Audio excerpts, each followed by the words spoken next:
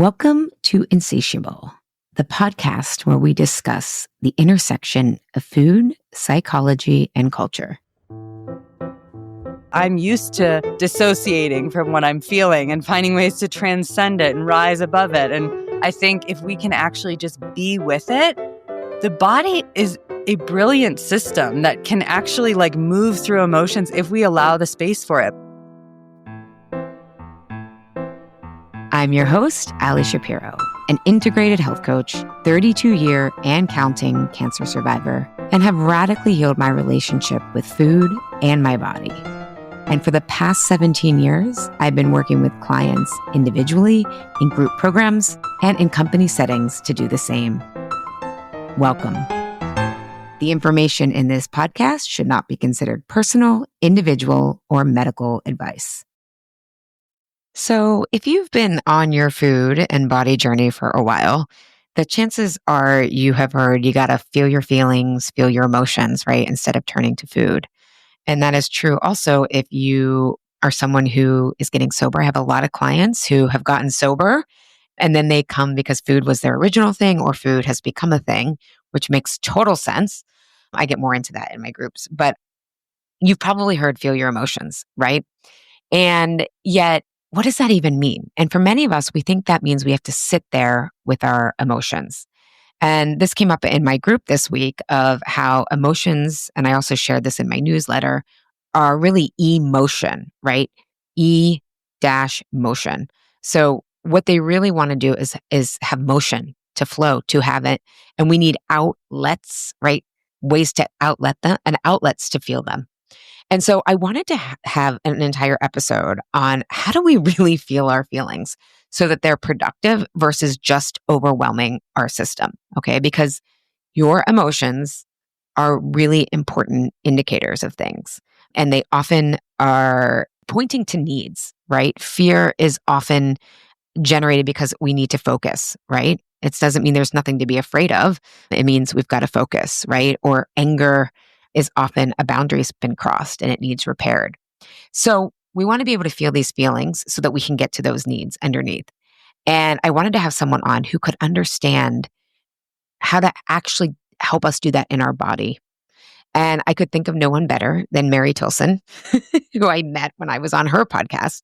And she asked me really wonderful questions. And people who can ask really good questions tend to be deep thinkers who are my people. And I think us here on the those of you listening to the podcast are deep thinkers. So let me introduce you to Mary. Mary Tilson is a certified professional recovery coach and somatic practitioner with a master's degree in the psychology and neuroscience of mental health. She draws on a holistic background, which includes somatic experiencing, a body-based approach to healing trauma and stress-related disorders, and has over a decade of experience as a yoga and mindfulness teacher. She has experienced drug and alcohol addiction firsthand, so her approach is rooted in compassion and understanding. She's been sober for over 12 years and is passionate about helping others build fulfilling lives substance-free. And she supports clients one-on-one through one-on-one coaching and these incredible outdoor retreats. And we do spend a portion of today talking about, and I learned so much about why the outdoors can help us feel our feelings so much. And that includes the wonderful feelings we need to feel to help us also feel the hard stuff. So we also get into that, why feeling your feelings can't always be about just feeling the hard stuff. We also get into how to not think your feelings, but actually feel your feelings.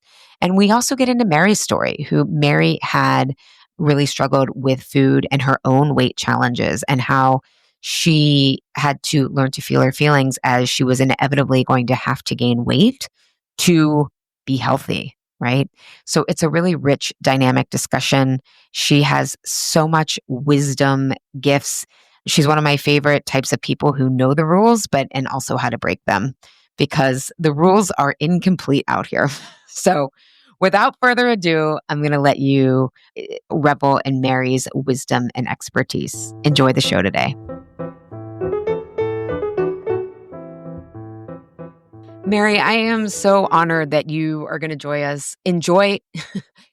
us and enjoy on Insatiable today because you bring such a level of expertise, depth, and personal experience. And I really feel like those are the solutions we need that are informed by, yes, training and also, though, our personal experience. So I'm really excited to dive into why we need to feel our feelings, what that even means, and how it's going to help us with the various addictions in our lives. So thank you for being here. Oh, thank you for having me. We had such a great conversation on my podcast, and I got such great feedback from that. I think we just relate on so many levels. So I'm excited to keep talking with you, and I appreciate you having me on. Yeah, yeah. Well, we love depth and nuance, and you can bring that here. So before we get into our topic, feeling our feelings, tell us a little bit about how you became skilled at feeling your feelings.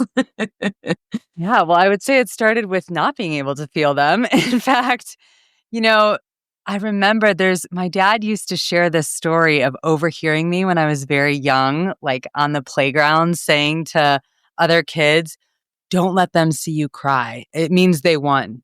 And I don't remember saying that. And I don't remember where I picked up that belief or sense that it wasn't safe to let people see you cry or that it was some sign of weakness. I just remember as a young girl, I had this sort of tough girl persona, and the idea of showing my emotions or expressing them felt incredibly unsafe. And so I was somebody who always kind of either found a way to smile through it, or if I couldn't contain my tears, I would definitely run away and hide so nobody would see me. And so, the idea of having certain emotions, I think I had some that were deemed acceptable and presentable and were fine to express, and others that felt like they were not. And so there was that disconnect from a very young age. And it's something that I've only really, in doing the work around recovery, put the pieces together and recognized that I did have this, or there was this inability to feel things and this fear around certain emotions that probably contributed a lot to my addiction later on in life.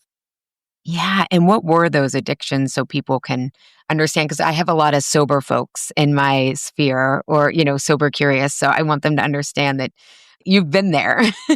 Yeah, absolutely. So, it was alcohol and cocaine, which has really, brought to light that my problem with substances it was when I was in college that things really got bad that I first reached out for help. And I found myself in treatment, although at that time it was because my parents put me there and not because I was ready to admit that I had a problem. But through the work of recovery and actually understanding some of the underlying root causes of what was driving my addiction to drugs and alcohol, I can recognize that, my relationship with food and disordered eating, which showed up when I was in high school, was actually another way of coping with some of the same, underlying symptoms which were driving me towards drugs and alcohol later on. What that's coming to mind, that kind of that connection, is Dr. Marion Woodman, who was she was a Jungian analyst, but she really brought Jung's work into the body. And she had this idea that anorexics kind of didn't really want to be here in a way. Like it was different. And you struggle with anorexia, right? Like not eating, almost loving the high of that. And when I think of cocaine, like it's almost the same, even though it's different addictions, it's that same kind of wanting to transcend our feelings in a way. Does that track? Yeah, it's a really interesting perspective. I mean, I think for me, one of the things that was really apparent early on is I had this idea with restriction that if I just got thin enough that I would be happy and I would be confident and, I would like have this personality that, I wouldn't have the same issues that maybe the social anxiety and things like that I struggled with internally. And it was sort of like I kind of did like the thinner I got, I thought that I was going to be more connected but I actually just did kind of want to hide. I remember feeling a lot of shame then about being too thin. And so yeah, it was this very misguided attempt, I think, at finding a sense of connection, which is something that we've spoken about previously. Yeah, yeah.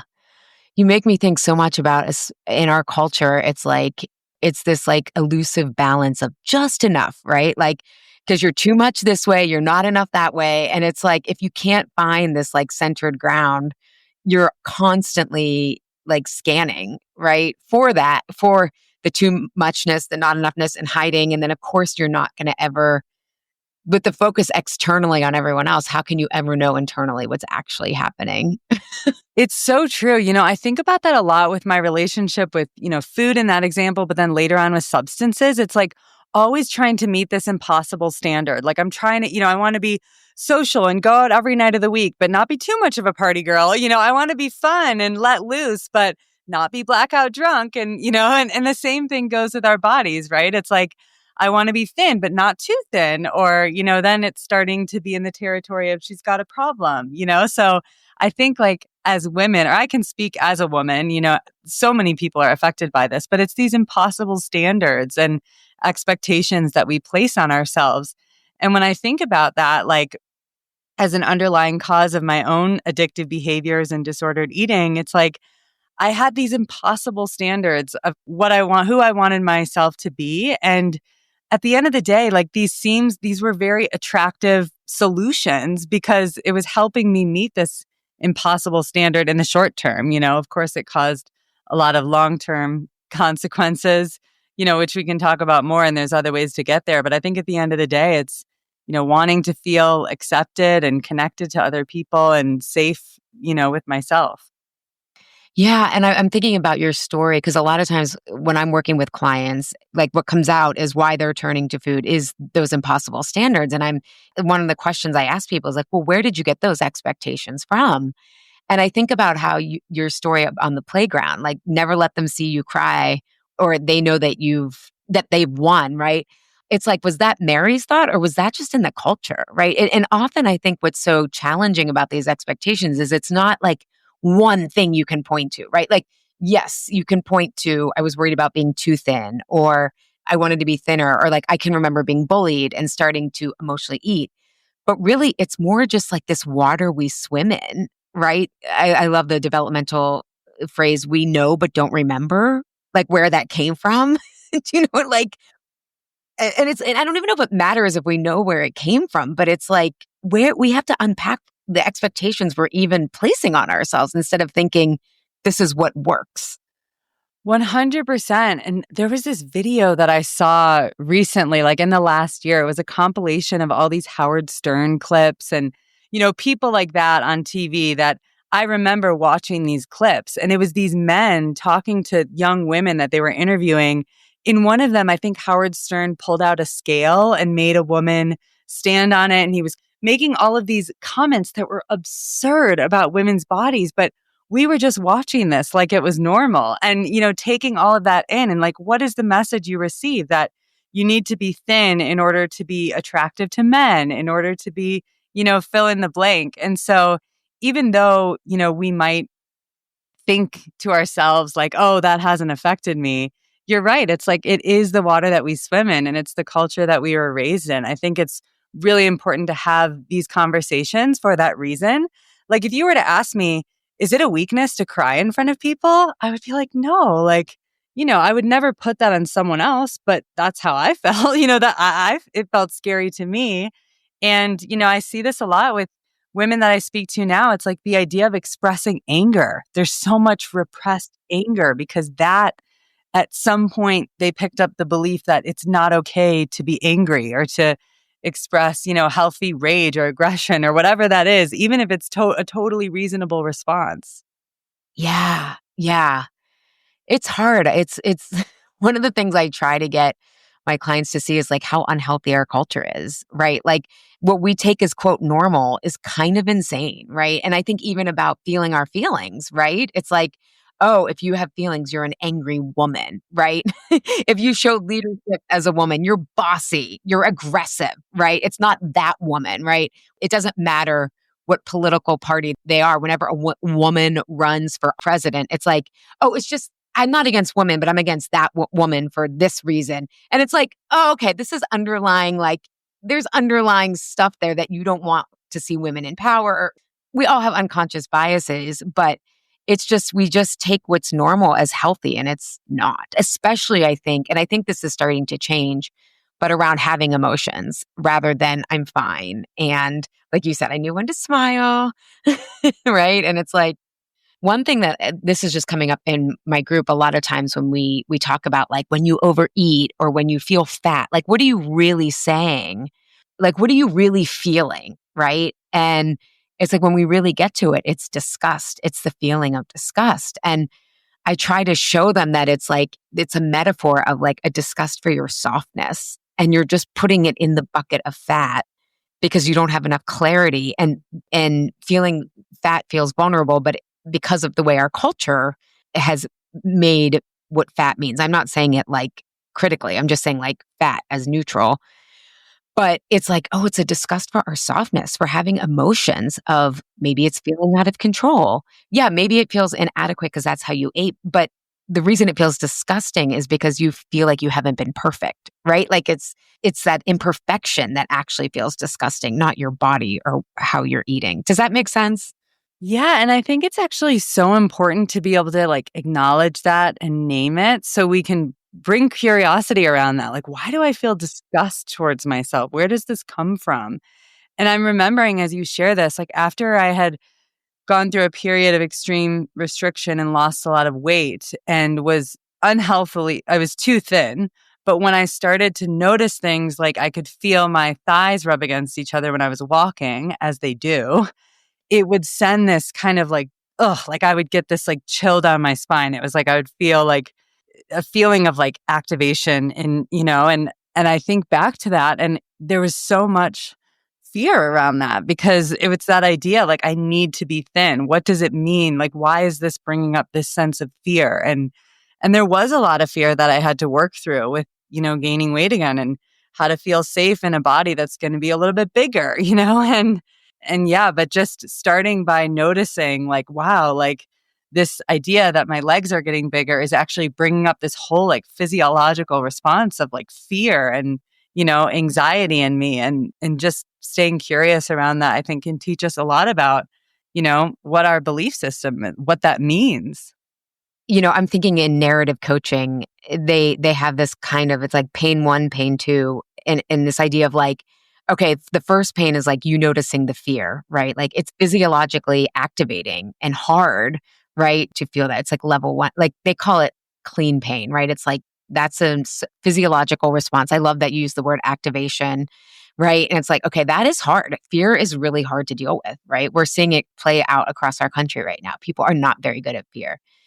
And then the level two, like the dark pain or the pain that we pile on ourselves is what does this mean about me? Right? It's not about the thighs. It's about what am I making this mean about my thighs getting bigger? And that's kind of what we pile on ourselves and makes the feeling chronic and doesn't go away. Right.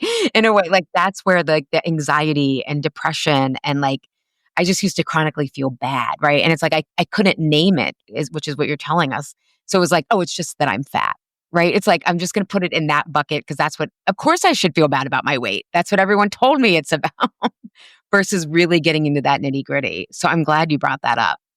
Yeah, definitely. And I think it's important to remember that it's not enough sometimes just to tell ourselves like, "Oh, you're not fat. Like, look at the number on the scale. You're still not." But to actually like honor what's happening in your body. It doesn't actually matter how big my thighs are or, if they're big or they're small. It's the fact that I'm having this experience of them, whatever they look like, because that's the thing. Your image of yourself gets very distorted. And I think oftentimes we brush off what we're feeling in our body and the information that our body is giving us is like, "Oh, I'm being ridiculous." Like or somebody else telling you that, like, oh, don't say that, or you shouldn't feel that way. Like, you're so thin. And it's like, yeah, but I'm still experiencing, this is what I'm experiencing in my body. And I think if we don't honor that, it just furthers that disconnection of like, you shouldn't be feeling that. You're still so thin. It's instead like, I am feeling this. How can I create a sense of safety in this body that I'm living in now? Oh my God, I love this. This is actually coming up in my group too right now is like the thinking of our feelings, right? Like, like I'm being with my feelings, but I'm thinking I shouldn't be feeling this way. Don't let the patriarchy win. Like, right. But it's like, okay, all of that is true. And we're not going to get rid of, I love your word activation, right? Like what you resist persists, what you embrace dissolves. So we have to like not think our feelings, which is really hard. So you kind of given us, not that there's like a 10-step process or whatever. Do you have any tools or recommendations for enabling people to slow down and like really be able to name, oh, it's not my thighs, or it's not because I don't have a drink in my hand anymore? How do we start to slow that down and even be able to name or sense that something's happening in our body when so many of us are like bobbleheads trying to think our way and doubling down on thinking and then spiraling, because that's what the brain does, is it's meant to just double down on thinking. Yeah, definitely. I love this conversation like about the bobbleheads too, because I think when it comes to like mental health, we're kind of trained to see this like false separation between our mind and our body. And, we're having feelings that are up in our head, which is funny because even the word feelings is about feeling, right? And so I think so much of it starts with just noticing and, bringing mindful awareness to what's happening. So paying attention and just bringing so much curiosity and compassion. A lot of times, like you said, it's like, we start thinking these things, then we have stories about why we're having the thoughts. And it's like all these things are spiraling in our head. But, I reference this a lot because I think it's a really great tool. And I love when you can have like an acronym or a simple process to turn to. So the R.A.I.N method, I first was introduced to this by Tara Brach, who's an amazing meditation teacher, and Dr. Judson Brewer, who's a great researcher on addiction and brings in a lot of mindfulness practice, also uses this a lot. But R.A.I.N is an acronym that stands for recognize, allow, investigate, and nurture. And so, it starts with just the noticing. So when we do feel like, we're triggered and, maybe we're feeling really anxious, just recognizing that it's happening, just noticing that we're in that state, And so there's first just the noticing, because sometimes, especially with addiction, we go from being triggered by something like anxiety, like we feel anxious, and all of a sudden we're reaching for something to change or fix our experience. So just starting with the noticing, recognizing, okay, I'm feeling anxious in this moment, and then allowing it. So I just mentioned, like, oftentimes we're trained that it's not okay to feel certain things. Like, we have to find a way to change or fix it. And we live in a world right now where it is so easy to reach for something where you can alter, change, fix, distract. I mean, pick your poison. It's literally everywhere. We have a menu of options to choose from like our smartphones, which are practically attached to our hands, to, all the quick, easy food options, to drugs and alcohol. So, if we can actually just allow ourselves to experience whatever it is that we're experiencing, whether it's the anxiety, the sadness, the anger, and then bring some level of the curiosity is the I for investigation. So, what's going on inside of me? What's alive in me right now when I'm feeling anxious? I know for me, like, I can immediately feel it in my chest. You can hear it in my voice usually because I get super breathy. And, there's like a tightening of my muscles. And so, can you just start to get curious about what's happening and investigate that further? Where do you experience that in your body? What happens when you pay attention to that? Is it shifting or changing? So just kind of approaching it from this like pure state of curiosity, like a scientist, no story around it, no judgment, just investigating it. And then the last piece is nurture, which is the self-compassion piece. Can you hold yourself in this space of compassion as if you were listening to a friend or a loved one or a child, who's experiencing something that's overwhelming inside of them? And can you be that like loving, listening ear that is not like, you shouldn't feel that way, like, be quiet, shut it down, Instead, can you be that like nurturing, motherly figure for yourself? That's one thing that I offer people, is just that practice of mindful awareness. And I think R.A.I.N is a great way to remember that. Yeah. Do you think, because again, this came up in my group, is that some people are like, I have all these practices, right? To be mindful, right? And they're talking about meditation and mindfulness, right? And one of the things that one of the clients said, I love it. I was like, well, I think you're, at first I was coaching her because I was like, I think you're thinking your feelings, right? Like, I shouldn't feel this way. I shouldn't, right? And she used the metaphor of like taking the elevator down into my body.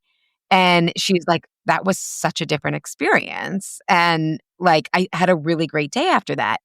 And I'm pointing this out because I think people, when they are doing investigation, they're trying to almost detach from it, but you're saying allow. Like you can't skip the allow piece where you drop into your body and you're not trying to move through it. You're not trying to fix it. You're just trying to be with. And so I just want to emphasize that because the allow is like you actually have to be in your body, correct? Circling back is sometimes I think meditation is like rising above. How do I lovingly detach from that? But you first have to be with it. That's part of R.A.I.N. Absolutely. I think that's such a good point. And I will say, I think about this a lot with meditation. I think it's an amazing tool.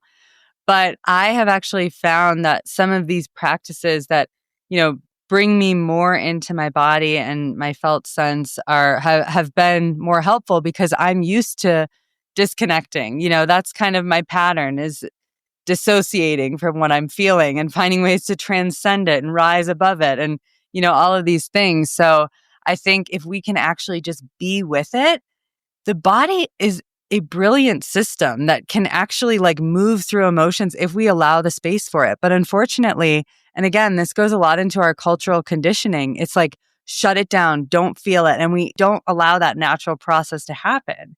If you stay with the experience that I just described, like the tightening of the chest, and it doesn't stay there forever. Like a lot of times when you actually notice and bring that awareness into your body, you'll quickly realize that things start to shift and change as you invite that curiosity and space around it. It's really when we start to get into our head and it's like, oh my God, stop breathing like that. They can tell, they're noticing. For me, like that's the story that goes on in my head. And I'm thinking specifically about like social anxiety or speaking in front of people sometimes when I notice like that breathiness and my heart is racing. It's when I'm, layering on these thoughts of like trying to shut it down, trying to, that it kind of amplifies.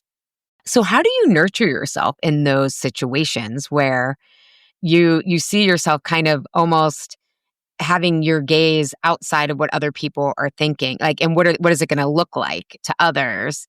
How do you take your energy back and kind of be present and to nurture yourself? Can you give an example of that when you're breathy? Like, is it the rain? Is it just like, okay, Mary, this is what you tend to do right now. You're worried what other people think. Come back.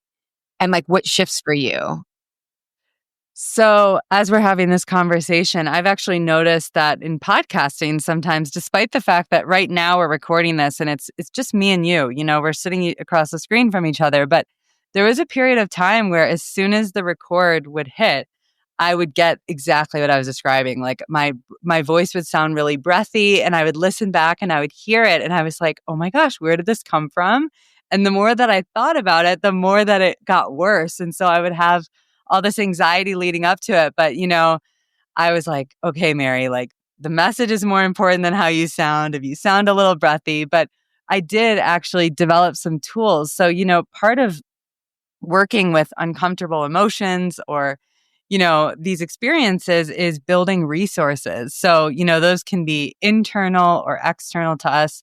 Right now, I'm literally holding a stone in my hand, which I always do under the table when I'm on Zoom or, oftentimes like I have multiple stones that I literally just picked up when I've been hiking and people will say like, "Oh, is that a certain type of crystal?" I'm like, "No, it's literally like there's dirt on it. I picked it up because nature is so resourcing for me." So I'll hold this in my hand and it's grounding, and it brings me into the present moment and it creates a sense of safety. And there are a lot of different tools that we can turn to when it comes to like these resources and sometimes they're unique for different people and some are kind of more general practices. But I just give that example because I think that it started by just being like, there's something in me that, feels threatened by making myself visible and potentially, saying something that doesn't come out right or, people are going to judge or criticize me for. And so there's a feeling like of threat that's happening. It's very clearly,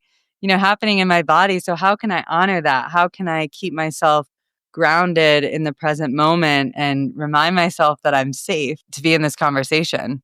I love that because you're getting into like the here and now, right? Like with this rock, it's like I'm in the here and now, not the past experiences that have led to the breathiness, right? And I love that you say resourcing. That's a big need that when people are turning to food, it's like, okay, the need is to feel more resourced, right? It's like when you're feeling uncertain, you need more resources and when things are uncertain. And so I love that you use that word resource as well. It totally overlaps with what I do. But I think it's important, like you said, when I was recording, like I would listen back and I could hear it. So people can do the R.A.I.N technique like the next morning after they've eaten or after they've drank or after they've overworked again, whatever. And it's almost like in the beginning, at least this is what I teach with my clients with food, because the physiological response is so overwhelming and you're not resourced enough to feel it, you can still kind of x-ray it after the fact. Do you find that as well? Yeah. And I think you're touching on a really important point. And I always try to share this when you're developing a mindfulness practice. We tend to turn to things when the house is on fire and we're looking for an immediate solution. And when you are in the heat of a moment, when you're feeling completely overwhelmed, it's very hard to then introduce a mindfulness practice, It sounds so ridiculous now that I think about it. Like, as you know, right? It's like if you're like completely overwhelmed with stress, you're ready to grab to like pour the entire bottle of wine into a glass. And somebody's like, just calm down, take a deep breath. It's like at that point when we're so dysregulated, like we're so impulsive. We want whatever is going to like put the fire out. And so I always share with people like, start this practice when you are feeling regulated and grounded and resourced, like you said. And it becomes a more natural path to turn to because we don't need to practice R.A.I.N just when we're feeling completely overwhelmed. I mean, you can have a practice, and this is actually something I really encourage because we are, the brain has a natural negativity bias. So we're naturally going to bring more attention to the things that don't feel good. So if you can use your R.A.I.N practice to recognize, oh my gosh, like it's so nice just to see the way the light is coming through the leaves right now, as I'm watching the sunrise and just those golden colors and allow space for that. Like, how many of us do not allow space to take in the simple joys of life because we're so busy and we have so much to do and, we don't deserve it or whatever? Like, can you allow that? Can you investigate like what it feels like to appreciate the beauty of nature and notice what's going on in your body? And, same with the self-compassion piece. Like if there is a part of you that's resisting that or struggling with that, can you bring compassion around the fact that maybe you don't give yourself enough space to just take in the peaceful moments, the moments of rest, the moments of joy, the moments of gratitude? So, I mean, absolutely, we can practice this and we should, because we should make it a practice to bring mindfulness into all moments of our life, because then when the house is on fire, we've walked that path before. It doesn't feel so unnatural. We're retraining ourselves into that practice of recognizing, allowing, investigating. Well, and I found as I've worked to slow down the past couple years, like that actually resources you too. When you slow down and like really experience, I took a mountain bike ride on Sunday and I was doing exactly what you were doing. I was saying, I was like, look at the light, the leaves, the way they're changing. Like I came back so full, right? Like full of just the senses and like the gratitude for where I live and that like I can ride a bike and I felt like I was like, I get so happy on my bike. But it was like in that slowing down. But then, like, I was telling you before we started, like, I've had a little bit of a full moon intensity, right? With some family stuff and I didn't sleep well. But it's like that yesterday, slowing down on my bike, like really resourced me, right? It, like charged my battery because it's not always going to be like fall colors and on my bike. So out on those, and then we're less resourced. So I love that you want us to start before the house is on fire. Definitely. And it's such a good practice. My my sister kind of jokes sometimes about me, like when I'm out in the mountains and just like I'm in this giddy childlike state where I just feel so overwhelmed by the joy and the beauty of it all. And it wasn't always that way. And what I find so interesting when I think about addiction and substances is, when we get a high from a substance, whether we're drinking alcohol, doing a line of cocaine, smoking a joint, whatever it is, we get that high. And then the next time we go back for it, we need more to get that same experience. It's like over time, it takes more and more, and the high seems to diminish.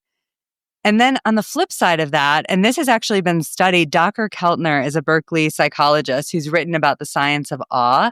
And one of the things he talks about is how when you bring your attention to moments of awe, like for example, taking in the beauty of nature, the leaves changing in the fall or the sunrise, the more you train your brain to pay attention to that, the experience grows, as opposed to like substances where it's like, you need more in order to get that same amount of high. Your brain actually becomes more attuned to those moments. So when you're out on your bike, if you're somebody who really makes a practice of going out in nature and looking at the views, your brain is only going to become like more attuned to that, and you're going to experience more of that, like those natural highs. And so I think that is something that like I really experienced. Like that was my direct experience. And I remember reading about that and I'm like, this is why really intentionally focusing on moments of awe and wonder in nature and like allowing yourself to take that in is so powerful because, we're training ourselves to look for it. And there's another woman I discovered recently, Julia Baird. She's a journalist who is a cancer survivor. And she talks about how she would go out with this swimming group that would go out swimming in cold water in the morning. And, she talked about becoming like a hunter of awe, like seeking out these experiences and how essential that became to her well-being. And so I like to think of that, like, how can we become hunters of awe? How can we go out and seek these experiences? Oh my God, I love that. And I can't help but think that even like from a physiological standpoint, like that broadens your gaze versus like, when you're on your phone and you're like doom scrolling, right? Like physiologically, when you're narrowing in on focus, that says fear to your body, right? Oh my God, fear is designed to help us focus. It's not like a just inconvenient emotion, but when you're in awe, it's like it makes you more open. It sends safety signals to your body in ways just from your gaze. Because I know you're into somatic experiencing. So that's, kind of what I'm Yeah. thinking of right now.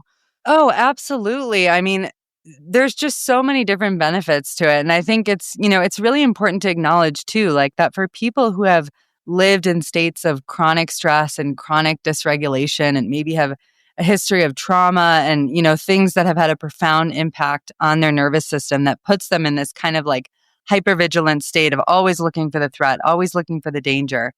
Even just these tiny moments, which Dana calls glimmers, they're these like micro moments of regulation and safety and connection, can be so powerful. Like if it feels like that experience is like, oh, yeah, that sounds nice, but that experience seems inaccessible to like, feel so much from, going out on a bike ride and enjoying the trees. It's like, even just like a micro moment, when we make that a conscious daily practice, if we can just find those little droplets of regulation, as she calls them, throughout our day, that can have such a powerful effect over time of gradually allowing us to shift from this state of living in a constant state of threat, constant state of, danger and dysregulation and stress to feeling more grounded in the present moment and safe in our bodies and in connection with ourselves and the world around us. And I love that because it's also like a real experience. It doesn't require so much of, sometimes coaching is about reframing. And sometimes I think coaching is about magical thinking. And it's like, wait a second, we need to be with reality, right? And when you're in nature, you're in reality. When you're looking for those glimmers, it's like what's actually happening, not the story of what's happening. I mean, well, that's a whole other podcast, perception, but I just mean like it's the tangible, right? That helps your like physiology really relax. I love that. And well, you're making me think about how in somatics and somatic experiencing, and I think this is important for listeners because it is when you're working through an addiction, whether, or even, a disordered relationship to alcohol, food, whatever, it is challenging, right? And we're so used to having to like white knuckle, at least, white knuckle our cravings, our hunger, all that stuff. And we think that it's all just going to be hard. And we forget that healing is actually, you got to like have some joy. You got to have some of that awe. And then you pair it with the challenge, right? Going just beyond your comfort zone. It's funny because I went to a trauma conference with Gabor Mate and Peter Levine, and one of my biggest takeaways in just watching them, I'm going into this 5-day conference, which was all about trauma and really heavy topics, they were so playful and there was so much joy and there was so much connection. And, I think that's something that's so important to remember. And, we shouldn't be white knuckling it all the time. And I think that when it comes to addiction, I always like to remind people that addiction is adaptation. It's not about being broken or flawed, or you need to like fight your way through these, defective characteristics that you have. It's recognizing, like, it starts by recognizing that, in some level, this behavior has been serving you. If you're somebody who is completely overwhelmed with stress or all the things that we talked about, lack of connection, emotional pain, on some level, this substance behavior is actually providing a form of relief or connection or whatever that might be. And so when we can get really honest about that it's not about being broken, that on some level it makes sense, even though it's causing you harm, then we can start to have new strategies and replace whatever that thing is with something that actually works. So we don't need to be white knuckling it. Like, I'm somebody who identifies as a person in long-term recovery. And I used to hate that, people would say like, I'm in recovery, because I've been sober for 12 years. And I remember thinking like, okay, at what point are you recovered? Like, can I be done?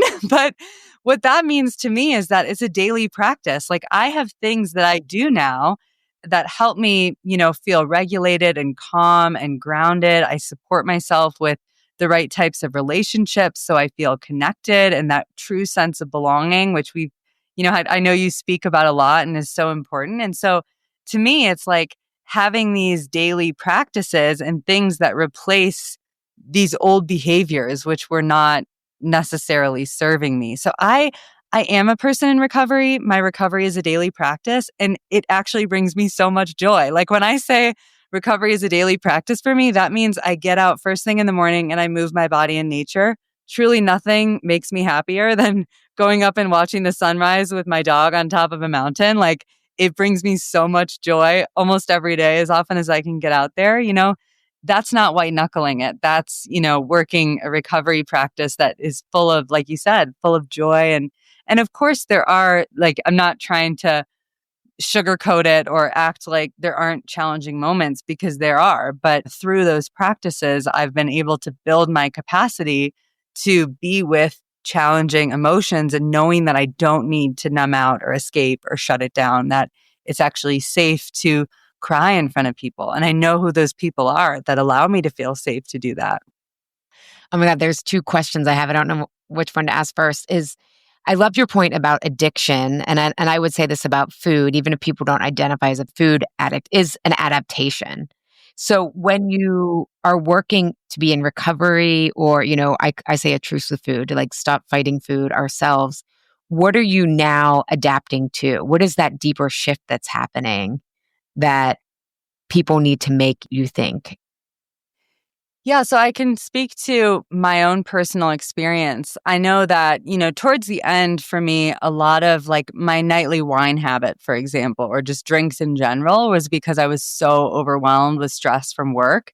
I wasn't sleeping enough. I was taking Adderall, which I wasn't prescribed to, so I could work so many hours. And then, at the end of the night, it was like I was so overwhelmed with stress that the only thing I felt like I could do to take the edge off was to drink. And I ended up drinking a lot, like 2 bottles of wine a night. It started at a lower amount, but it builds and builds. And so for me now, rather than recognizing that, first of all, that was serving me, because I really felt like that, I didn't know what I didn't know. I didn't have other tools or resources at that time. And so, fortunately, when I went to treatment, my mom also introduced me to yoga. Well, she had introduced me to yoga from a young age, but I thought it was boring and I had really no interest. But I started to experience like the sense of relief I was feeling on my yoga mat. And that, even though I started practicing years before I actually got sober, I like to think that it was kind of working in the background, because it was showing me that there was a way to find that same sense of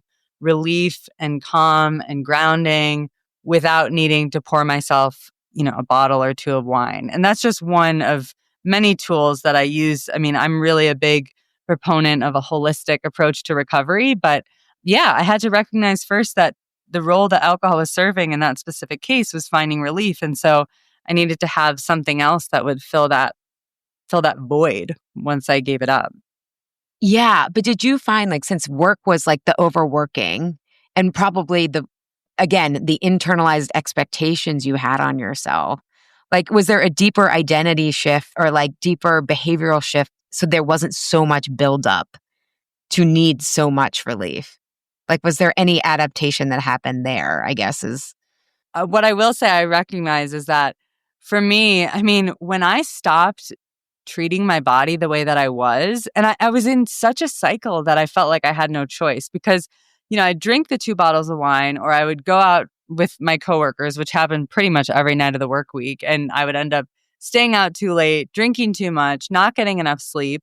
The next morning, I felt like the only choice that I had was to have a ton of caffeine and Adderall, which I wasn't, like I said, I was not prescribed. So it's not a comment about that for people who are, but, I was buying it off of friends. I was buying it off of anyone I could get it from. And so I'm like underslept, I'm full of stress. And then I'm compounding that, by putting myself in that dysregulated state even further. And so when I actually stopped drinking and started to really take care of my body in the way that, getting enough sleep, I used to, I'd get in this cycle where it's like, okay, I had a big night out drinking. I didn't sleep enough. And then even in my office, sometimes there would be like quote unquote hangover food after like big events or, someone on our team would bring it in.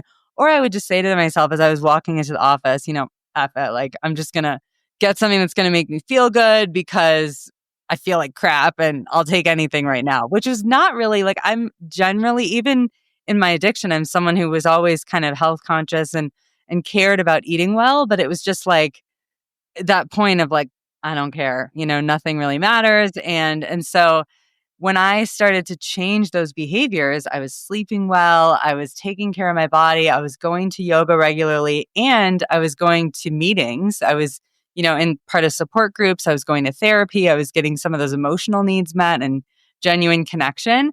Like suddenly work didn't feel so overwhelming anymore. It was like, oh, I can actually manage this. Like it's extremely difficult to sit in front of a computer and try to crunch Excel spreadsheets all day, crunch numbers in Excel when your brain is not really working properly. You're exhausted. But it was a totally different experience. And it's funny because I remember I'd always complain to my friends, like I could never get out of the office on time. I was like, this, and then suddenly it was like, oh, I'm able to get through my work, I'm not spending all my time like chatting with other people in the office trying to like find a distraction for my misery, I love that. Well, and because it's such a focus on when you said like I'm normally health conscious, but I was just going for that stuff. I think about how much our nervous system regulates with our internal state, right? So it's like the food matched the internal state that you were feeling, right? Because healthy food makes you feel when you're eating, like, I mean, health, nourishing, satisfying food that balances your blood sugar and gut health, you feel clearer and calmer. And so it's easier to regulate, right? Like from just a physiological standpoint of like, I want more of that instead of less chaos and all that kind of stuff. So again, you're just speaking to the somatic, the need for tending to the body with change versus it just being all in our head. Yeah, and when I think about it, like sometimes I wasn't even eating. I was just going straight to like these really absurd. I remember I would get espresso shots added into my coffee. Like the people at Starbucks was probably like, "Whoa, this girl is intense," But I was just desperate for anything. And now I think about it and I'm like, that's one of my first priorities when I wake up is to have like a protein-rich breakfast. And I'm so aware of like how that affects me moving into the rest of my day. And I think that this is something that's so important for people and that, I think a lot of people realize when it comes to, getting sober from substances is you don't realize how much your body is working against just trying to fight off the effects of alcohol. Even if that's just, a glass of wine a night or a couple of glasses, like that still takes a toll on our body. And, especially when it comes to, when you start to get into like the energy that's required of like, oh, should I have a glass of wine? Should I have two? Is that too much? Or, we get into this like mental gymnastics. It's like all of these things are really like taking away so much energy from us. And so I think that for sure, like, when you first get sober, it's hard. Like, I'm not going to pretend like, oh, you just give up the substances and then everything is great. Like a lot of times it actually gets hard before it gets easier. But, over time you start to build this set of skills and practices that your life, becomes so much easier than when you were relying on these quick fixes. Yeah. Okay. So now we have to move to nature, which is the other thing that I wanted to talk to you about because I just loved your point. And I was actually going to ask you this because I had heard you say this on another podcast. And I was like, that is brilliant about how resourcing ourselves, right? It's like awe expands, right? Versus like substance, you kind of need more and more of. I just love that point. I think that's really important. So, what I'm hearing is like the R.A.I.N method is fantastic. That self compassion that kind of is part of the nurturing. And then feeling our feelings is also about realizing that we need joy, we need awe. And that actually, the more we look for it, the more it expands, right? Whereas with substances, you need more and more to get the same high. Like you will just start to notice that more and more and more, which resources us for our feelings. And one of the things that you do that I like, oh my God, I want to go on a trip or I want to collaborate with you on taking people on a trip is going out in nature. And I think, I love that you talked about like having that mothering energy, right? For the end part of brain nurturing. Because I think of how like heavy the world is right now. And like, I literally go to like, I heard Giselle call it like Big Mama, like, or, Mother Nature, like take it to Big Mama. She can hold it all. So tell us about how nature can help us with our feelings. I loved your point about the science of awe, but like, why do you take people on outdoor treks? Like, tell me, Mary, Yeah, tell the beans. because honestly, it's had such a big impact on my life. And it's so funny because when I was in active addiction, I grew up in the suburbs outside of Chicago. I lived in the city of Chicago after school. Although I came to school in Boulder, Colorado, I was never in the mountains. I was always at the bar or at the frat party or whatever it is. But, when I was in early recovery, at that time, I'm living in a city apartment in Chicago. I'm literally going from apartment to the L to my high rise apartment on Michigan Avenue. There was no connection with nature whatsoever to the bar. Let's not forget. And so I remember it was actually when I entered the rooms of AA and I was exposed to the 12 steps. Well, I had already been exposed to the 12 steps years before, but I was ready to actually like work the program. I was way more open to it. I was actually looking for ways to make it work for me. But, I remember this concept of higher power just felt it wasn't really landing with me because I thought like, oh, I don't really have a relationship with religion or God. Like, it's not that I'm opposed to it, but like, it doesn't feel like a safe place to rest my sobriety on. Like, if this is part of it. And somebody suggested to me, like your higher power can be anything. It can be nature. And I was like, okay, like I'll go with that. I'm like, again, like I didn't really get it on like a cognitive level, but I'm like, okay, that feels more accessible. Within the first year of my recovery, I made a lot of really big life changes, but I ended up going on this 3-month backpacking trip to Southeast Asia, which ended up extending much longer than that. But I'll never forget, I went on my first trekking experience. My friend totally talked me into it. I felt completely physically unprepared. I actually can't believe that she convinced me to do it. But we went trekking in Nepal and did the Annapurna circuit. And I remember, I'm like getting the chills thinking about this, but this like all consuming feeling of awe, just looking at the Himalayas and feeling so small and so insignificant in like the most freeing, liberating way. Like it was just like almost comical to me how much space my little dramas like occupied in my mind. And you look at something like as vast and like ancient as the Himalayas, and you almost laugh at like the way we get so caught up in like this very short human existence. And I realized in that moment, there's a woman whose work I just came across more recently, Elaine Scarry. She talks about how nature can lead to this radical decentering. I love that concept of like, we're no longer the center of the universe. Suddenly we feel like we're a part of something so much greater. And so to me, there was like this whole body, like relief in that of, like the things that become so big and cause me so much anxiety and stress are really not that big.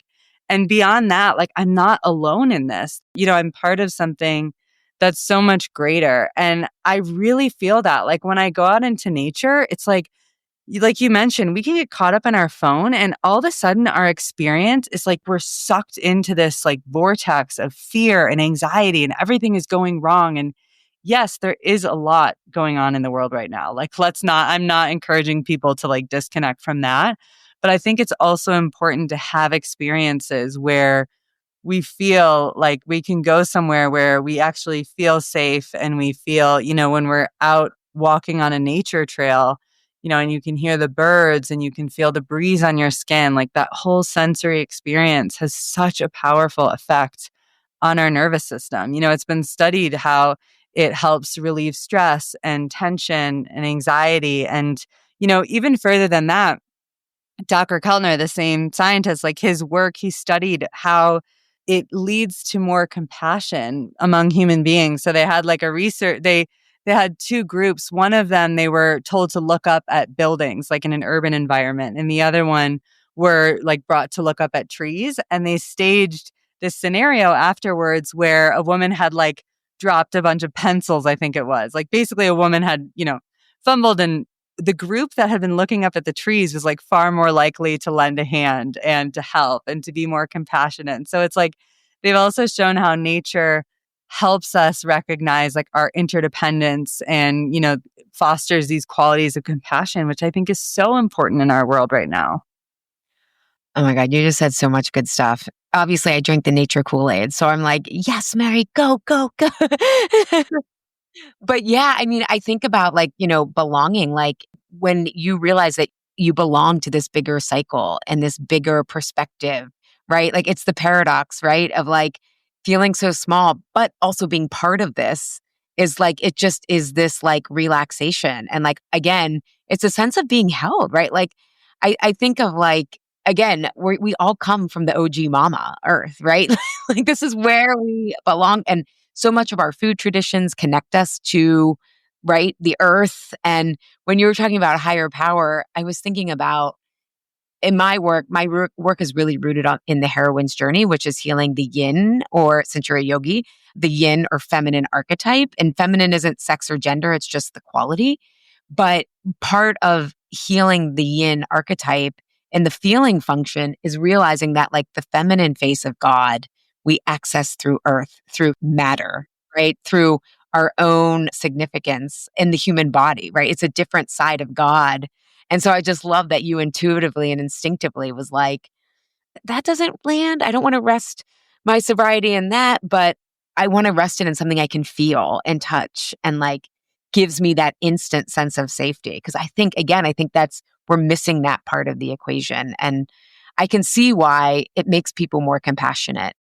I'm even thinking about, we had this derecho in our neighborhood back in April. So essentially a windstorm, and all these trees just got leveled. I live in a neighborhood of like beautiful old trees, but there are also a lot of them had to come down, and a tree in our side yard fell.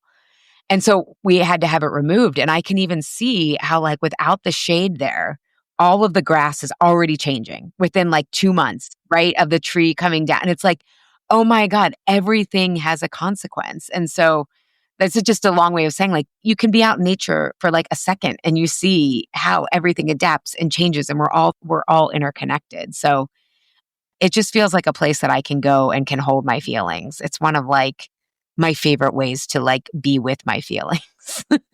Yeah. And, I always like to share with people, like, I was so skeptical about anything woo woo, or, if somebody's telling me, like, oh, God is in nature, I'd be like, what? I would, so I'm always like, go have your own experience. Like, don't take my word for it. Like, I remember, with yoga, my mom's yoga teacher, who I would go to her with, would say these things like about how we can process things through our body. And I'd be like, okay, in my mind, I'm like, what? And so if there is a part of you that's just sort of like, that seems like these are like big statements about what nature can do. Like I felt that way too, I was sort of like, like in recovery, I mentioned it's like I was more open to it. But I think going and having your own direct experience with these things is the best way that you can really appreciate what their benefits are. And I love like what natural environments light people up. I think it's such an interesting, and also getting curious about like what different environments do to you. Like I find like recently I've been into these more like challenging mountain adventures, which is like friends who knew me from so long ago would be like, well, I never saw that coming, because we went to school in Boulder and you didn't spend more than like a total of 1 hour in the mountains. But to me, it's like I can tap into this strength and resilience. And like there's really something in those environments that I love that it brings out in me. And then, I noticed I was visiting a friend who spends a lot of the year in Brazil. And, when we were like frolicking under the waterfalls, it was sort of like a totally different energy of just like, it brought me into this place of like creativity and joy. And, I think it's fun to get curious about that too. Like, what do different environments, like what do they bring out in you? What do they have to offer you? Because yeah, I just think that people talk about like, oh, you need to get back into nature, reconnect with nature. It's like, we are nature. Like that's, so I think that we become our truest version of ourselves when we are in nature and not in, sometimes these man-made environments. And this is one more thought I'll share. I feel like I could talk on this topic forever, but I really appreciated when I spent years actually living in Southeast Asia after that trip, and really in environments that some of them were pretty remote and pretty out in nature.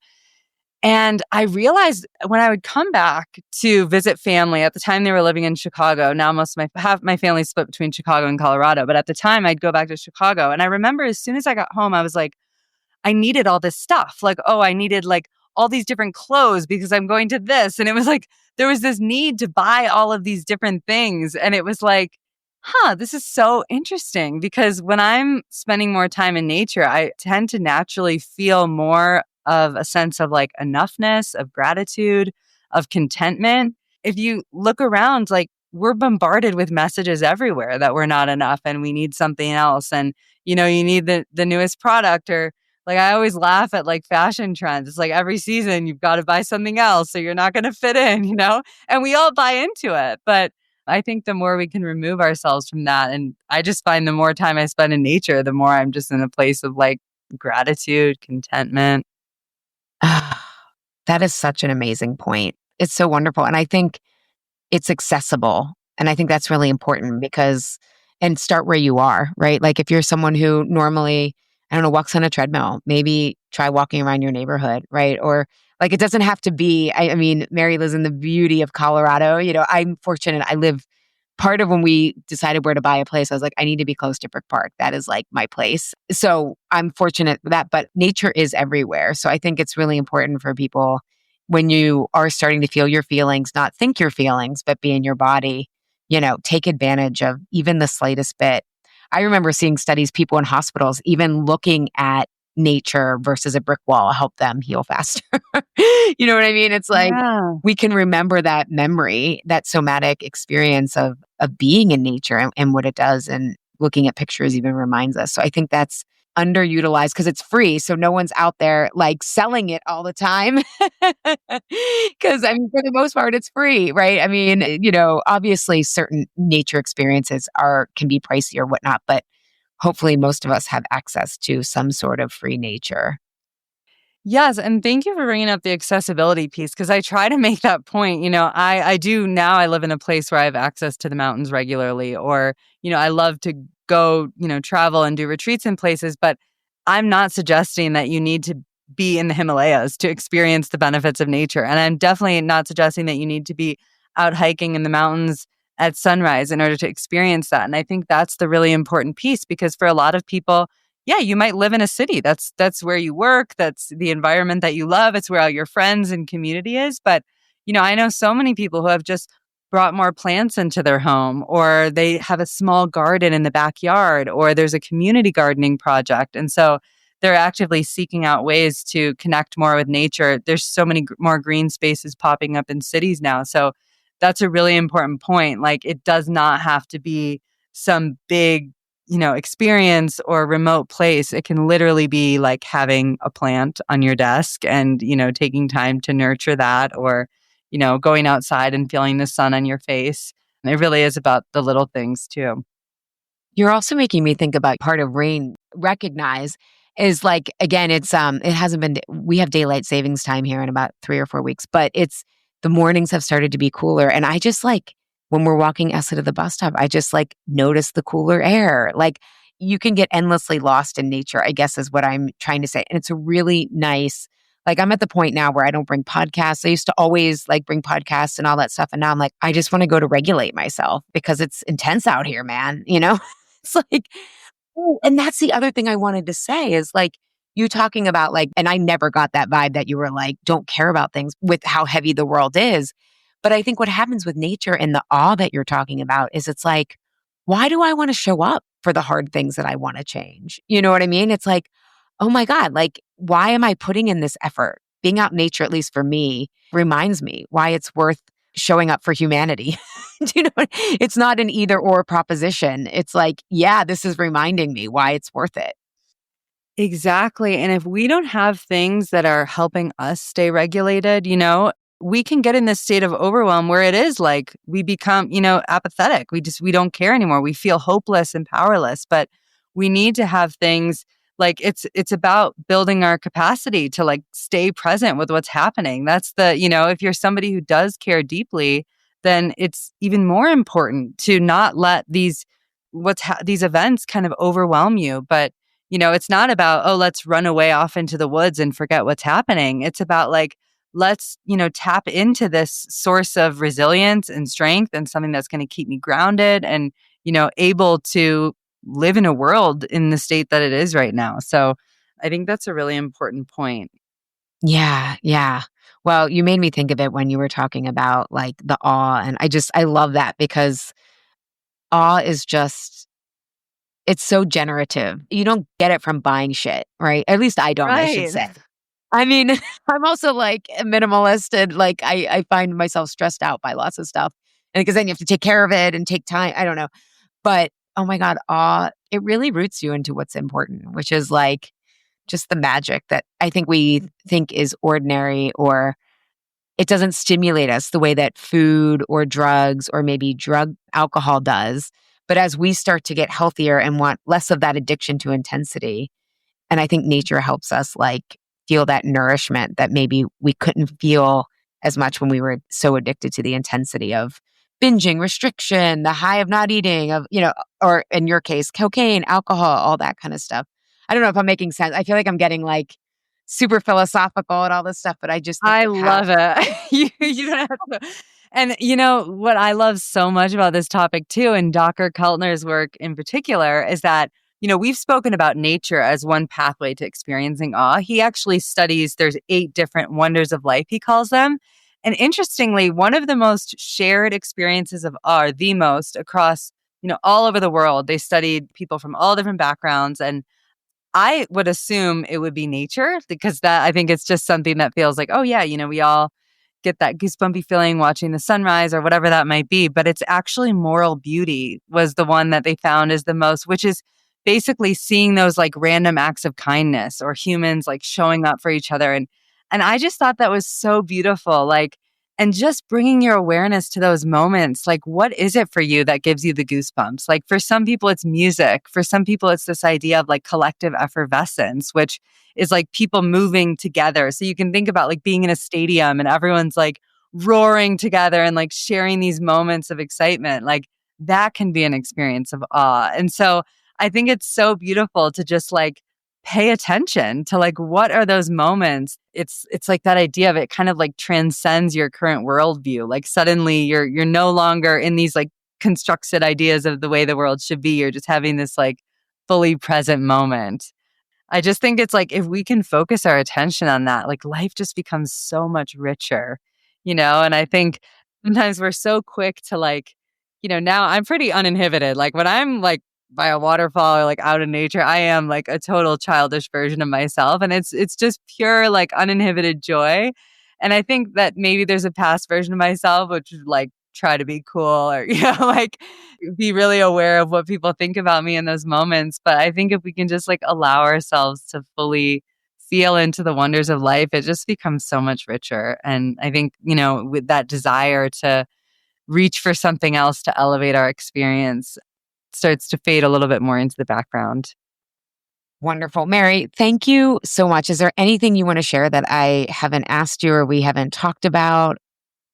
I mean, I feel like we covered so much of it. Like, I just love talking to you because I didn't fully know like which direction the conversation would go in, but I feel like there's just so much. But yeah, I think, we mentioned like this idea of addiction being an adaptation. And I think if you are struggling with something that's, maybe it's a pattern that you feel stuck in or it's bringing up a lot of shame, I'd really ask yourself, like, in what way does this make sense for you? And just to try to bring some more compassion and curiosity to that and not try to do it alone. I love that you host groups to do this work in because I think that was one of the biggest things for me was like being able to feel seen and the parts of myself exposed that felt so shameful.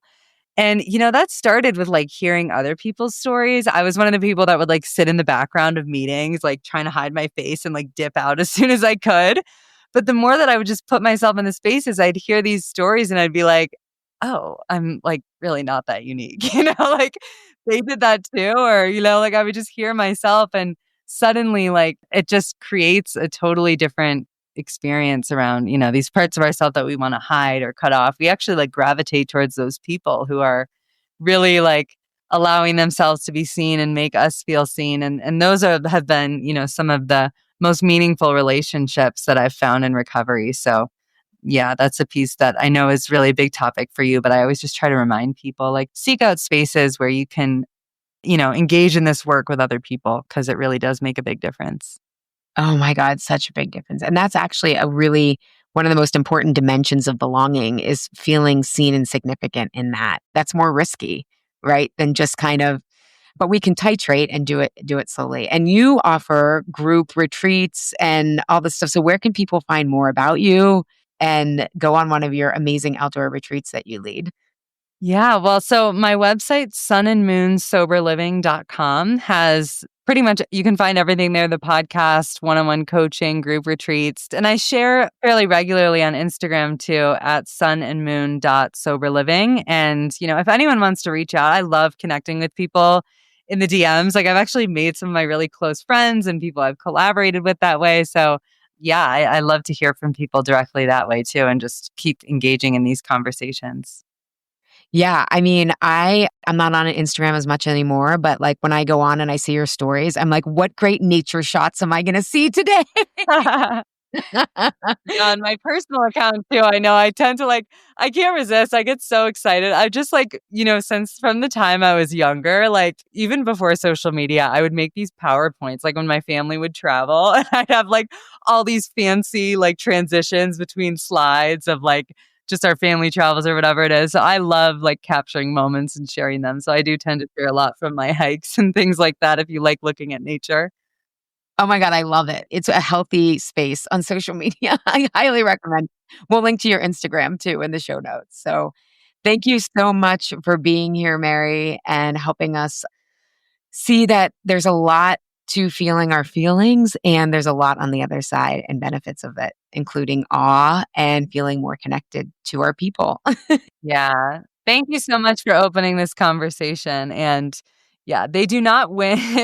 If you cry, it's not about losing or winning. I think that I've realized that allowing myself to be seen in all my emotions is where I've really found myself winning. So I'm glad that we could bring it back to that childhood experience. I didn't even know that I was gonna like go back there. But yeah, these conversations with you are always so meaningful to me. I love what you're doing and I appreciate you having me on. You too, Mary. And I think like you said, it's not if you're winning or losing. You said, I love that you used the word, there's a richness when we allow our feelings that like a rich dessert. It's good to have a little bit of it and then you're satisfied. Yeah. And the more richness we have, the less we go to sugar. Love it. Thank you so much, Mary. Thank you.